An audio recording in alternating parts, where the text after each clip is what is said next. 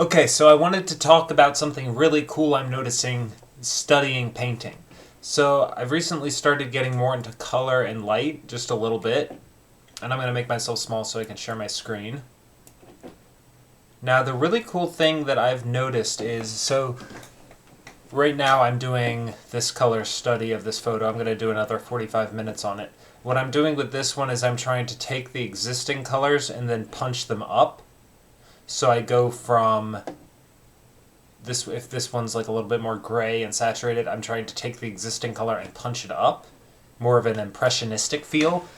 Um, Obviously, my brushwork is super loose and rough, and that it would need a lot more work to make it look convincing. But I'm just really going for the impressionistic feel of color and light here, really trying to exaggerate things.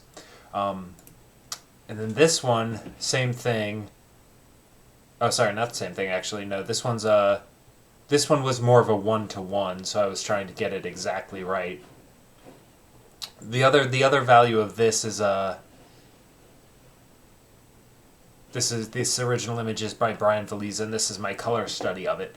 And what I'm doing here is just trying to get it as much as not super focused on getting everything perfectly right, but just getting the impressions of the colors right.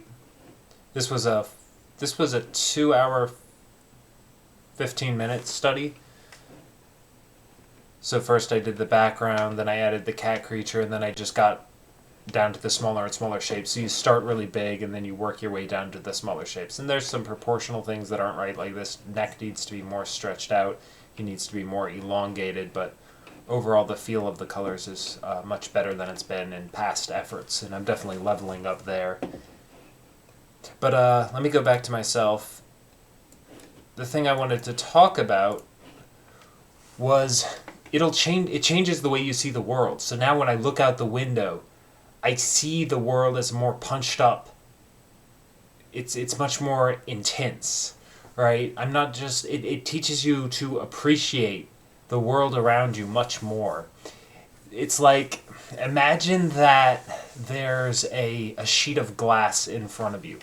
And if you didn't know it was there, you'd think there was nothing there. But then if you change your angle, all of a sudden you can see, oh, there's actually a pane of glass there.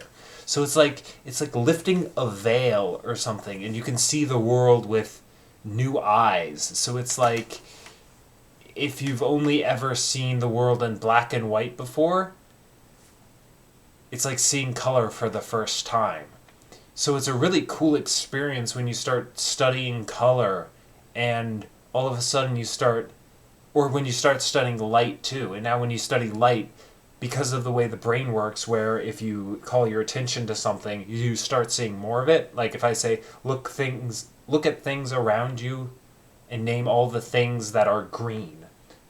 You're going to see all the things that are green, and you're not going to see all the things that are.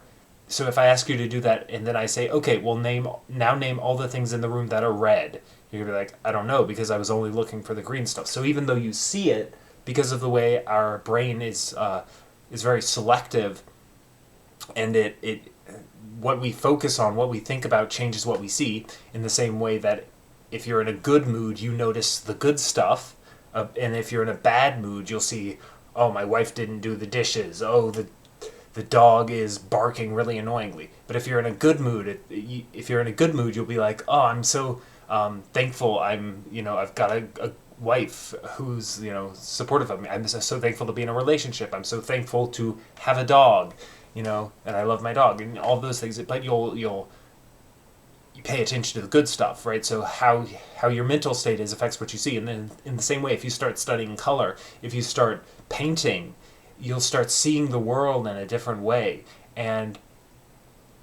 things emerge as more beautiful to you because you're fascinated with it. If you study, if you study a landscape, either a painting or a photo, and you practice exaggerating the colors and seeing these subtleties, and then punching them up a bit, taking them up a level, exaggerating them, you're going to see more of that in the world. It really changes the way. So when you look at a tree, you're not just looking at, oh, that's a tree. No, you're looking at these shapes of color, and you're saying, oh, these greens, or this tree's a little bit more yellowish green.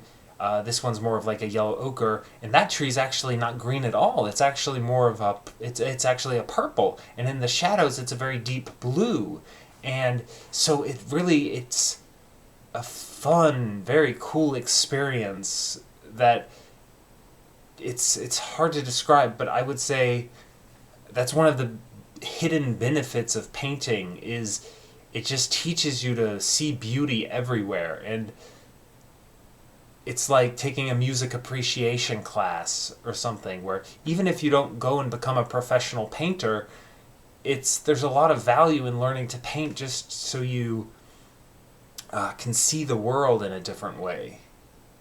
It's really cool. So that's all I wanted to say. Just a video to talk about that concept that I've been experiencing. And so that's my art student diary for the day.